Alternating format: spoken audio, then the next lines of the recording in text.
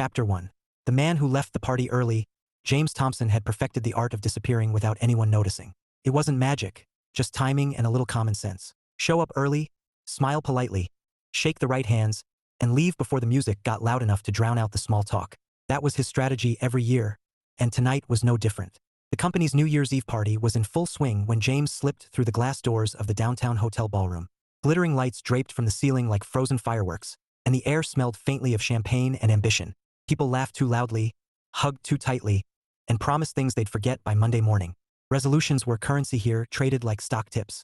James had none to offer. He checked his watch. 7:02 p.m. perfect. He'd stay until 7:30. Long enough to prove he wasn't a hermit. Short enough to avoid being cornered by someone who thought networking was a personality trait. James, you made it. His supervisor, a cheerful man with a tie that looked like a confetti explosion, waved him over. James forced a smile. Wouldn't miss it, he lied smoothly. He shook the man's hand, exchanged the obligatory pleasantries, and nodded at a few familiar faces. They were co-workers, not friends.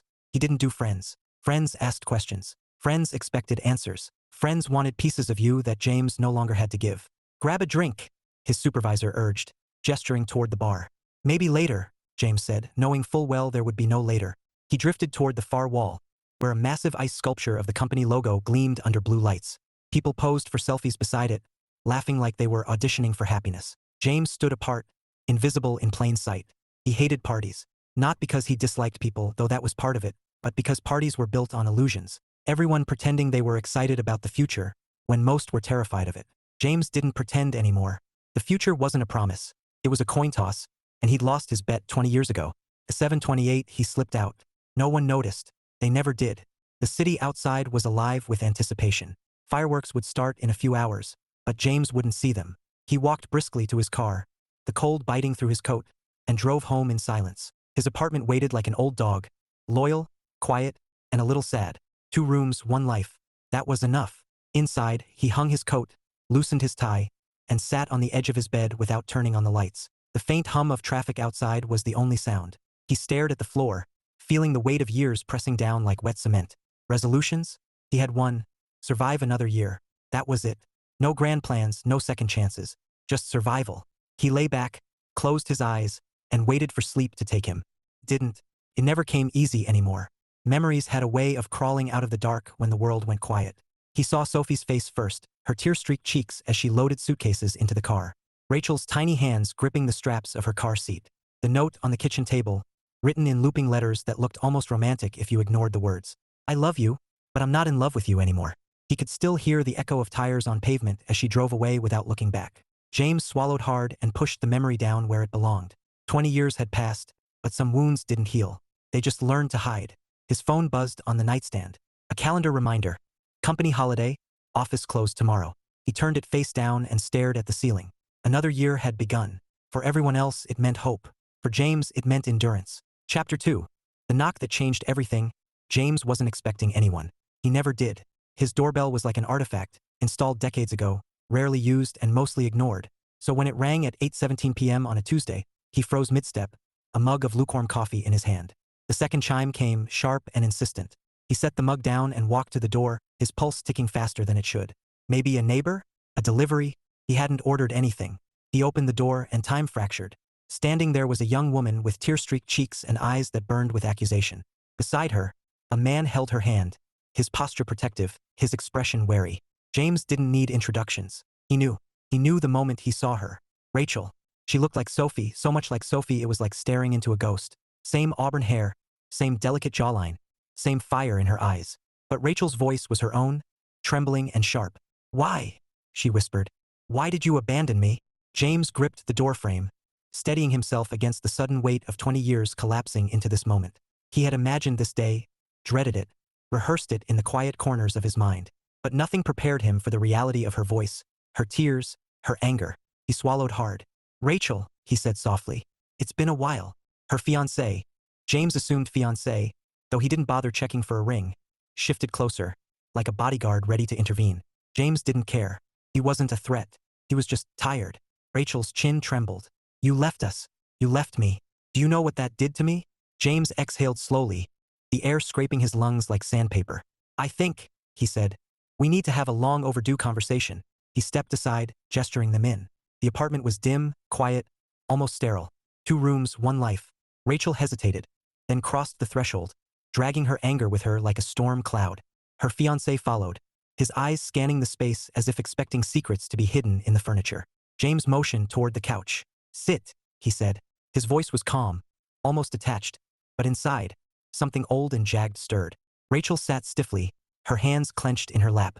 "I don't understand," she said. "Mom told me you didn't care, that you never paid child support, that you—" her voice cracked, "that you didn't love me." James stared at her for a long moment. Then he turned and walked to the bedroom. He opened the closet, reached for the box he had kept for 20 years, the box of ghosts. Legal documents, payment receipts, court orders, and 1 DNA test that had detonated his world. He carried it back and set it on the coffee table. The cardboard was worn, edges frayed, but the truth inside was intact. "Your mother," James said quietly, "lied." Rachel flinched. "What?" He opened the box and began laying out the evidence like cards in a losing hand. The divorce papers, the payment history, every check, every receipt, never late, never missed. Then the DNA test, stark and merciless, probability of paternity, 0%. Rachel stared at the papers, her breath hitching. "No," she whispered. "No, that's not." She said what she needed to say. James replied, his voice steady but hollow. "To make me the villain. To make herself the victim. I didn't abandon you, Rachel. I was erased." Her fiancé leaned forward, scanning the documents, his brow furrowing. This is real?" James met his gaze. Every word, every number, every signature. Rachel shook her head, tears spilling down her cheeks. "I don't believe you." James sighed. "Look, kid," he said gently. "I'm not angry at you. None of this is your fault. But I can't change what happened. I'm not your dad. Turns out, I never was." Rachel's sob broke the silence like glass shattering. James felt it. Sharp, piercing, but he didn't move. He couldn't. He had nothing left to give. "I'm sorry," he said softly. "I don't know who your father is. Maybe it's time you and your mom have a frank discussion about the lies she told and the life she stole. From both of us." He pushed the box toward her. "Take it. All of it. It's yours now." Rachel stared at the box like it was a bomb. Her fiancé squeezed her hand, his jaw tight. James stood, his voice quiet but firm. "I truly hope you find your father. I hope he's a good man." But considering he was sleeping with a married woman at the time, he let the sentence trail off. No need to finish it. He walked them to the door. Rachel's eyes were red, her face pale, her anger fractured into confusion and grief. "Good luck," James said. "And please don't come back. I've lost enough." He closed the door gently, the click echoing like a period at the end of a long, brutal sentence. Inside, the apartment felt smaller, heavier. James leaned against the door, his chest tight, his throat raw. He had imagined this day for years, but he never imagined how much it would still hurt. Sometimes you don't need people to make you whole. You need peace. Tonight, peace felt very far away. Chapter 3, The Coffee Shop Incident. James believed in routines. Routines were safe, predictable. They didn't betray you in the middle of a Tuesday afternoon. His routine was simple. Wake up, work, coffee at the same shop every morning, home, sleep, repeat. It was the closest thing to peace he had. The coffee shop was small, tucked between a florist and a bookstore, with mismatched chairs and a chalkboard menu that changed daily. James liked it because no one bothered him. People came for caffeine, not conversation. At least that's how it used to be. He pushed open the door, the bell chiming softly, and stepped inside. The smell of roasted beans wrapped around him like a familiar blanket. He joined the short line, scanning the menu even though he always ordered the same thing. Black coffee, no sugar, no nonsense. "Next," the barista called. James stepped forward, pulled out his wallet, and spoke his usual order. "Large black coffee." "Got it," the barista said, scribbling on a cup. "Name, James." He moved aside, waiting. The shop was busier than usual, holiday hangover, maybe. People clutched laptops, murmured over pastries, laughed like they weren't already breaking their resolutions. James ignored them all. His coffee arrived. He reached for it, and that's when it happened. A blur of motion, a sharp jolt. Hot liquid sloshed over his hand and onto his sleeve. "Oh my God!" a voice exclaimed. "I'm so sorry." James hissed through his teeth, jerking his arm back. The woman in front of him looked horrified, clutching her own cup like it had betrayed her. She was youngish, maybe mid-30s, with chestnut hair pulled into a messy bun and eyes that sparkled even in panic. "I didn't see you there," she babbled, grabbing a stack of napkins. "I was trying to avoid that guy with the stroller and— Oh wow, that looks bad. Are you burned? Please tell me you're not burned." James stared at her, coffee dripping from his sleeve, and spoke the first thing that came to mind. "It's fine. It's not fine."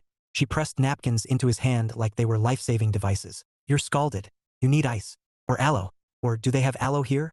Probably not. It's a coffee shop, not a spa. James blinked. I said it's fine. She froze, napkin midair, then smiled sheepishly. Right? Sorry. I tend to overreact. That's one word for it, James muttered, dabbing at his sleeve. Her smile widened, undeterred. Let me buy you another coffee. It's the least I can do. That's not necessary. Humor me, she said, already signaling the barista. One large black coffee, please, and make it extra, not spilled. James sighed. You don't have to. I want to, she said firmly. Consider it my apology for assaulting your caffeine. He almost smiled at that. Almost. But smiling was dangerous. Smiling led to talking, and talking led to everything else. She handed him the fresh cup with a flourish. There. Peace offering. James took it reluctantly. Thanks. You're welcome. She hesitated, then added, I'm Lily, by the way. James nodded, non-committal. James. Nice to meet you, James. Her tone was warm, like she actually meant it. Maybe next time I'll manage not to burn you alive. He didn't answer. He just turned toward the door, coffee in hand, and walked out without looking back. But as he stepped into the cold morning air, he realized something unsettling. He was smiling, just a little, and he hated that he noticed. Chapter 4. The reluctant conversation. James believed lightning didn't strike twice. Unfortunately, coffee accidents apparently did. It was Thursday morning, 2 days after the Great Spill incident, and James was back at his usual coffee shop. He told himself it was coincidence when he saw her, Lily, standing at the counter, chatting animatedly with the barista like they were old friends. She wore a navy coat dusted with snowflakes and a scarf that looked like it had been knitted by someone who believed in rainbows. James considered turning around and leaving, but that would look weird, and James hated looking weird. He stepped into line, eyes fixed on the chalkboard menu like it held the secrets of the universe. Maybe she wouldn't notice him. James. Her voice sliced through the hum of conversation like a bell. Heads turned. James closed his eyes briefly, then opened them and forced a polite nod. Lily, he said, as if acknowledging a tax auditor. She grinned, bright and unapologetic. You came back. I was worried I'd scared you off forever.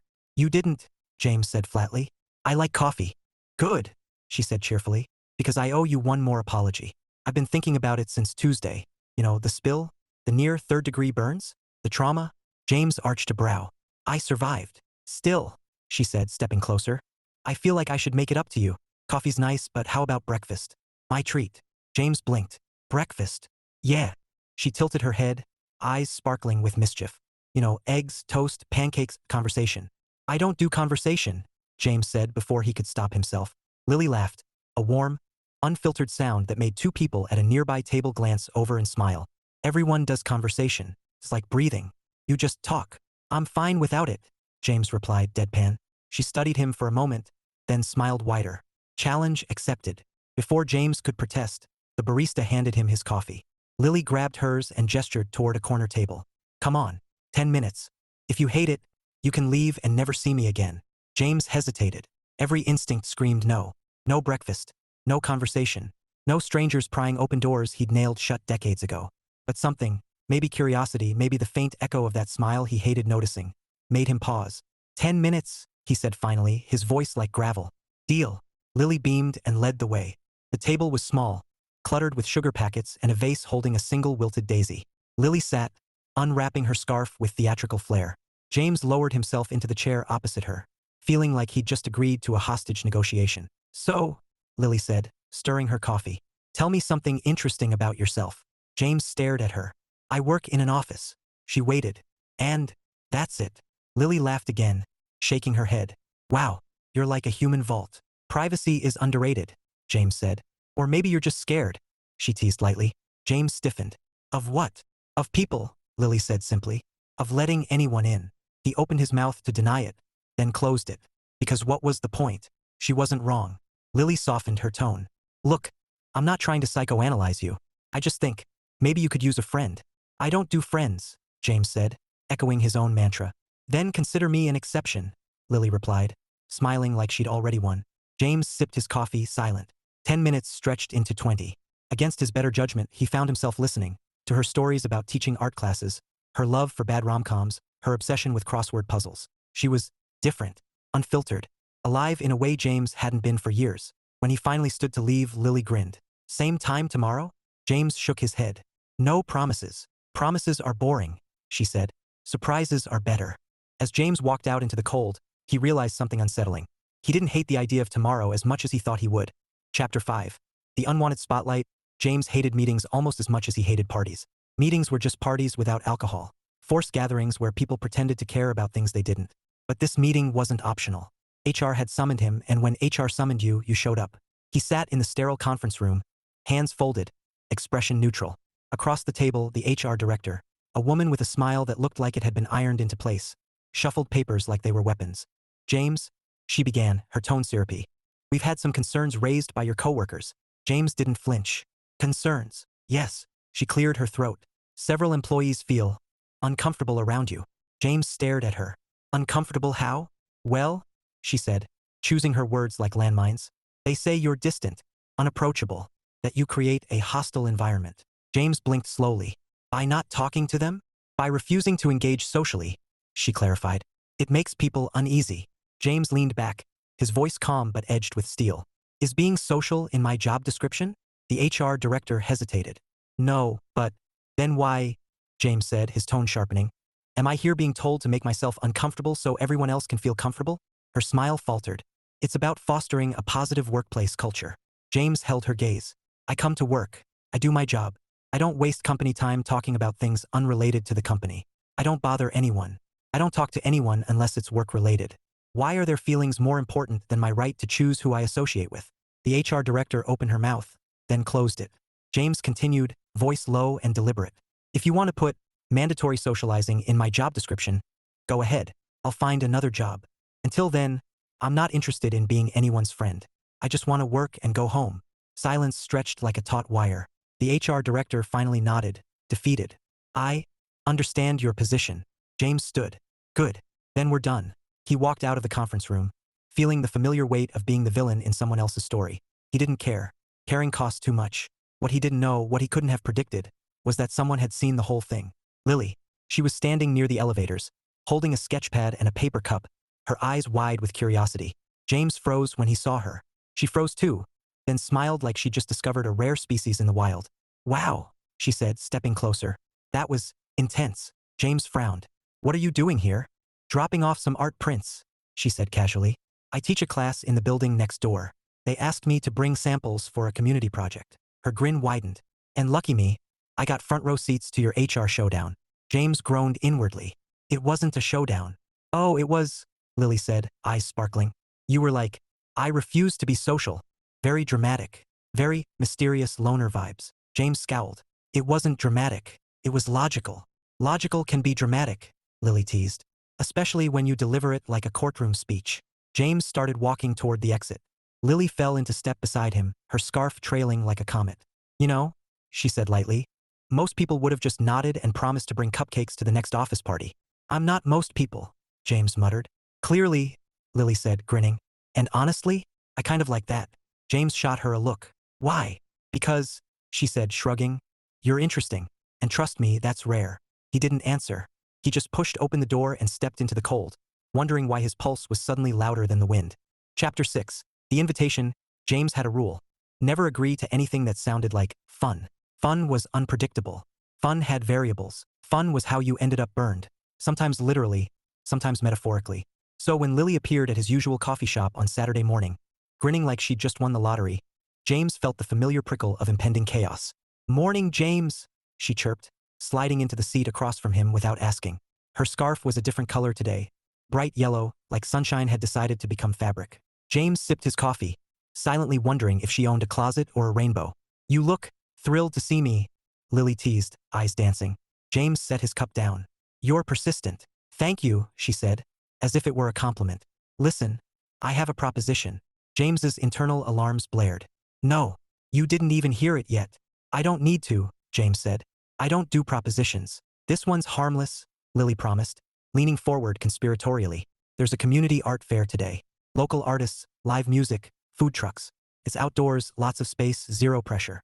Come with me. James stared at her like she'd suggested skydiving without a parachute. Why? Because, Lily said, smiling, you need fresh air. And maybe a little color in your life. I have color, James said dryly, gesturing at his black coffee. Lily laughed. That's not color. That's existential despair in liquid form. James sighed. I don't do crowds. Perfect, Lily said brightly. Neither do I. We'll stick to the edges. You can scowl at people, and I'll buy you a funnel cake. James opened his mouth to refuse, but something stopped him. Maybe it was the way she said we'll stick to the edges, like she understood without judgment.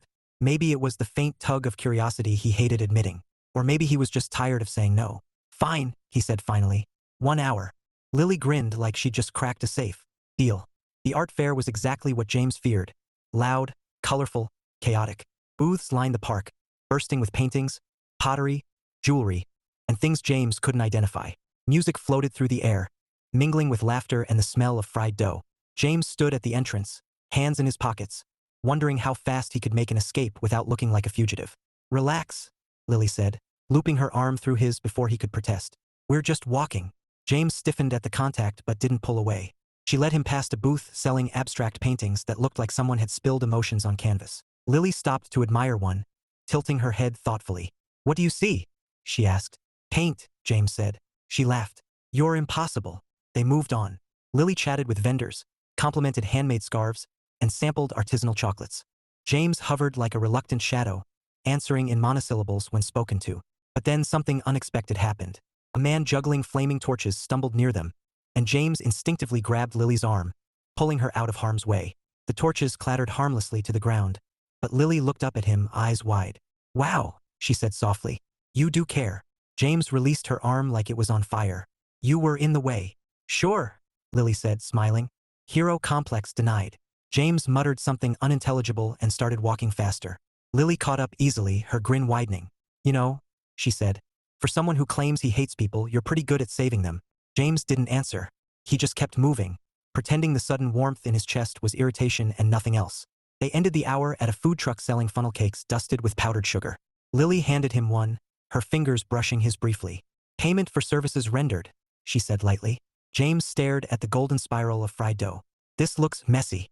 Life's messy, Lily said, biting into hers with zero shame. You should try it.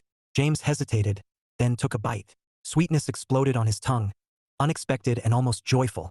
He hated that he noticed. As they walked back to the parking lot, Lily glanced at him. So, was it terrible? James considered lying. But instead he said quietly, not entirely.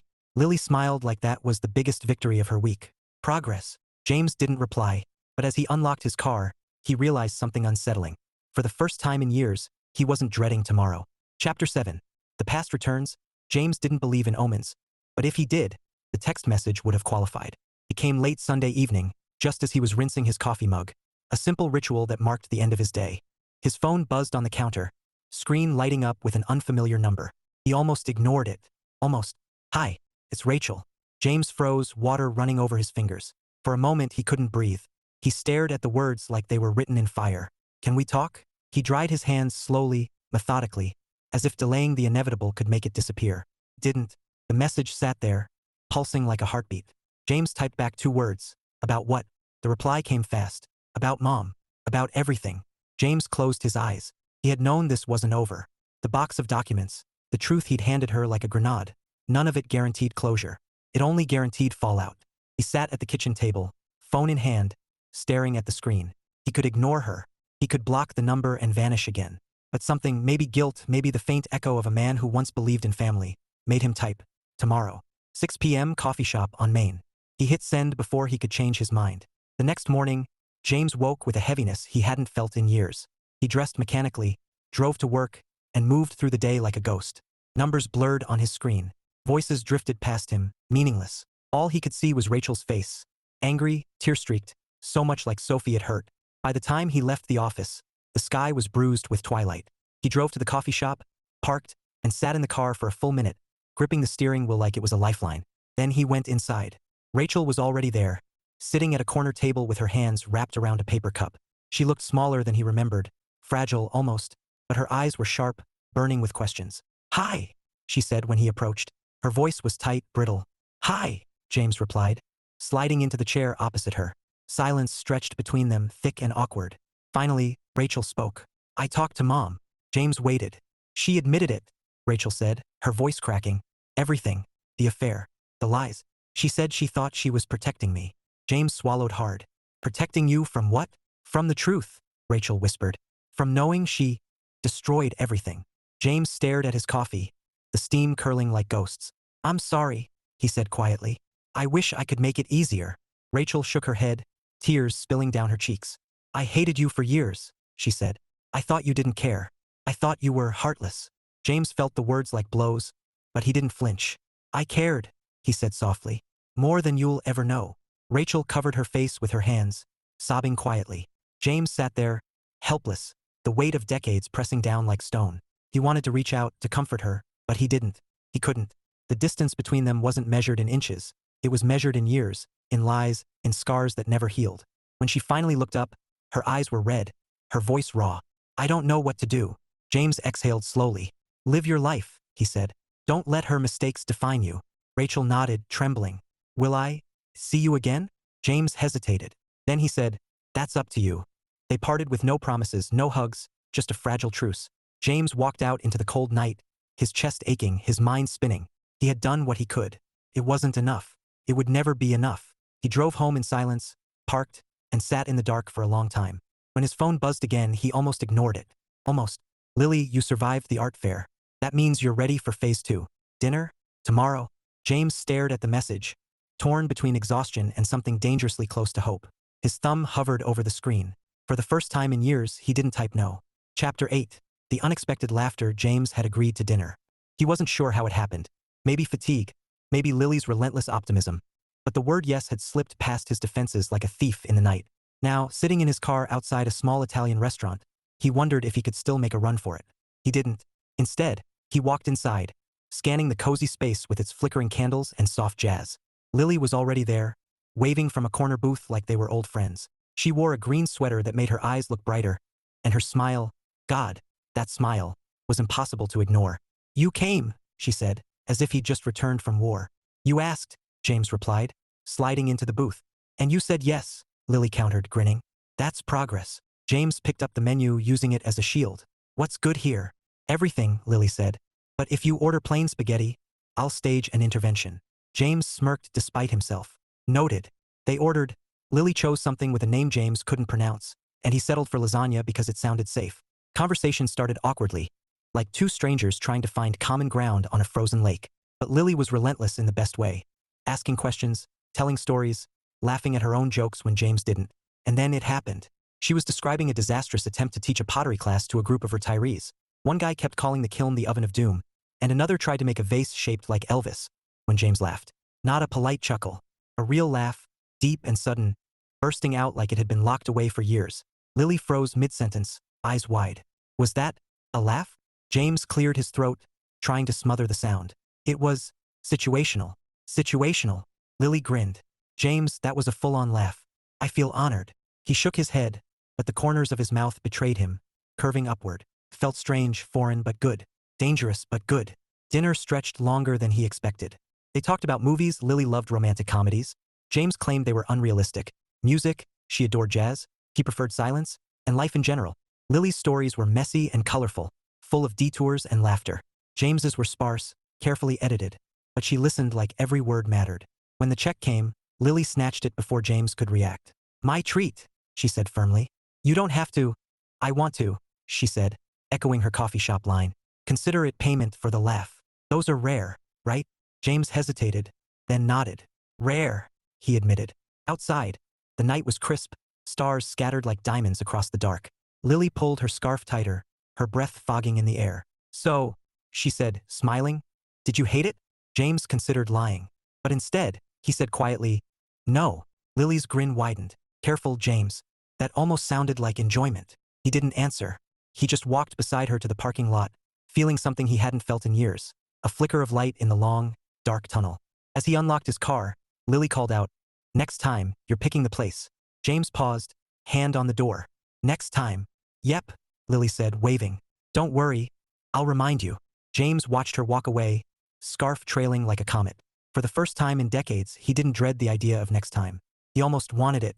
Chapter 9, The Setback. James had started to believe in something dangerous, possibility. It wasn't love. Not yet. But it was a crack in the wall he'd built around himself. Dinner with Lily had been good. Better than good.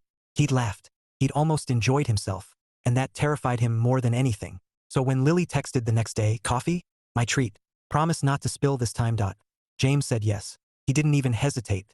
That was his first mistake. The coffee shop was warm and bustling, a refuge from the biting wind outside. James arrived early, as always, and claimed a corner table. He liked corners. They gave him a view of everything without being in the middle of it. Lily breezed in 5 minutes later, scarf trailing like a comet, cheeks flushed from the cold. She spotted him instantly and waved, her smile bright enough to cut through winter. "Hey, stranger," she said, sliding into the seat across from him. "You look like you've been plotting world domination." "Just waiting," James replied, deadpan. She laughed, pulling off her gloves. "Well, your wait is over. I brought reinforcements." She held up 2 steaming cups. 1 black coffee, 1 caramel latte. "Guess which is yours?" James eyed the latte like it was an alien life form. "Not mine."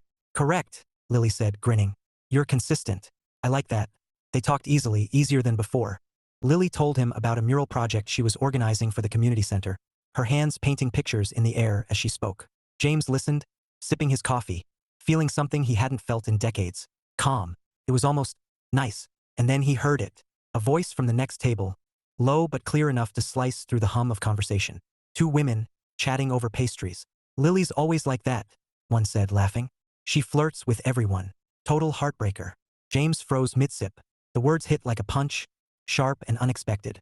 He didn't move, didn't breathe, just listened as the second woman chimed in. "Seriously, she's sweet, but don't get attached. She's not the settling down type." James's stomach nodded. He stared at his coffee, the steam curling like smoke from a fire he couldn't put out. He knew he shouldn't care. He barely knew Lily. This wasn't anything. But the old wounds, the betrayal, the lies, the years of being blindsided roared back like a storm. He stood abruptly. Lily blinked, startled. "James? What? I have to go," he said, voice clipped. "What? Why?" Her eyes widened. Confusion etched across her face. "Work," he lied, already moving toward the door. "James, wait," Lily called, but he didn't. He pushed into the cold, the wind biting like punishment, and walked fast, hands shoved deep in his pockets. By the time he reached his apartment, his pulse was a drumbeat in his ears. He slammed the door, leaned against it, and closed his eyes. He hated himself for leaving like that. He hated the way a stranger's words could unravel him so completely. But most of all, he hated the truth. Trust wasn't just broken, it was obliterated. And no amount of laughter or funnel cakes could fix that. His phone buzzed on the counter. A message from Lily. "Did I do something wrong? Please talk to me." James stared at the screen, his chest tight, his fingers trembling. He wanted to answer. He wanted to explain. But the words wouldn't come. Instead, he turned the phone face down and walked away. Chapter 10. The honest conversation. James had been avoiding her for 3 days. 3 long, silent days where his phone buzzed with messages he didn't answer. Each one was a small plea. "Are you okay? Did I upset you? Please talk to me." He read them all. He typed replies he never sent. And every time, the same fear stopped him cold. If he let her in, she'd leave. They always left. On the 4th day, Lily showed up at his apartment. James opened the door to find her standing there, cheeks flushed from the cold, scarf wound tight like armor. Her eyes were bright, not with anger, but with something worse, hurt. "Hi," she said softly. "Can we talk?" James hesitated, then stepped aside. "Come in." The apartment was dim, quiet, stripped of personality. Lily glanced around as she walked in, taking in the bare walls, the single chair, the neat stacks of books that looked more like barricades than decor. She turned to him, her voice steady but trembling at the edges. "James," she said, "what happened? 1 minute we're laughing over pasta, and the next you're gone. Did I do something?" James stared at the floor, his hands shoved deep in his pockets. "No." "Then why?" Lily pressed gently. "Why shut me out?" He swallowed hard, the words clawing at his throat. He could lie. He could say he was busy, tired, anything to make her leave without questions. But something inside him, something fragile and stubborn, refused. "You want the truth?" he said finally, his voice low. "Yes," Lily whispered. James exhaled slowly, like he was bleeding air. 20 years ago, he began, "I had a wife, Sophie, and a little girl, Rachel. I thought I had everything." Lily's eyes softened, but she stayed silent. "One day," James continued, his voice rough, "I came home and found Sophie loading suitcases into her car. Rachel was already buckled in. She didn't even look at me, just drove away." He paused, the memory slicing through him like broken glass. "She left a note, said she loved me but wasn't in love with me anymore. Said she was sorry. But that wasn't the worst part." Lily's breath caught. "What was?" James looked at her, his eyes hollow. "Rachel wasn't mine. DNA test proved it. 5 years of marriage, 2 years of fatherhood, gone in a single sentence. And the courts? They didn't care. I paid child support for 16 years for a kid who wasn't mine. No rights. No visits. Nothing. Lily's hand flew to her mouth, her eyes glistening. James, I lost everything, he said quietly. Not just them. Trust. Hope.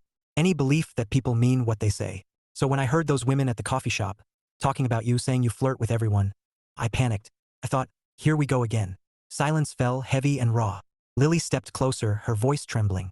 James, I'm not Sophie, and I'm not perfect, but I'm not playing games. I like you.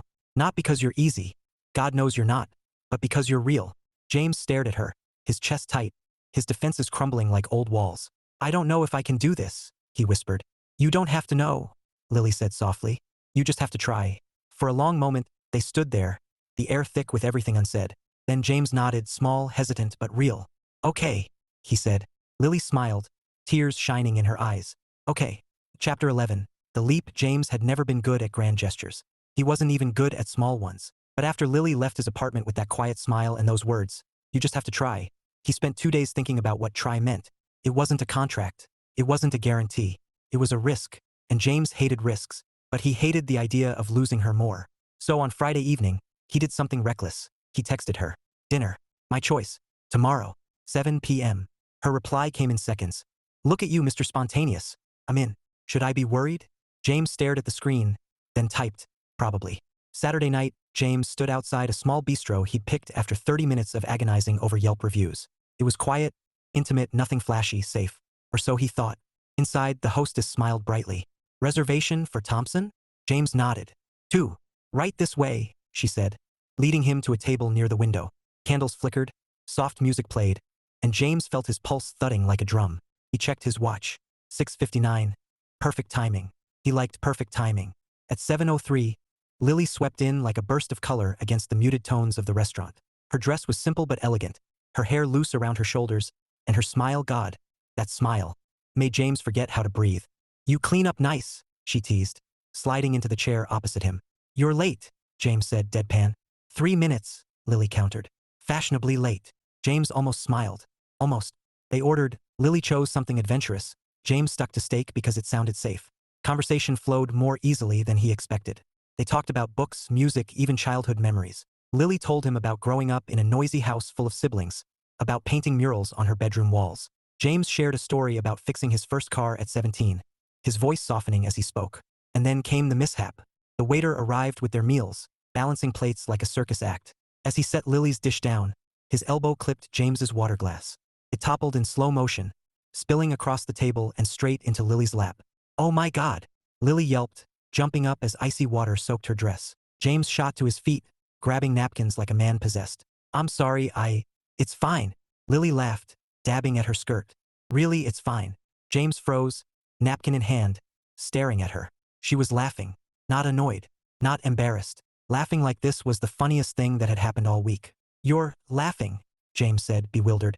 Of course I am, Lily said, grinning. It's water, James, not lava. James blinked, then, against all odds, laughed too.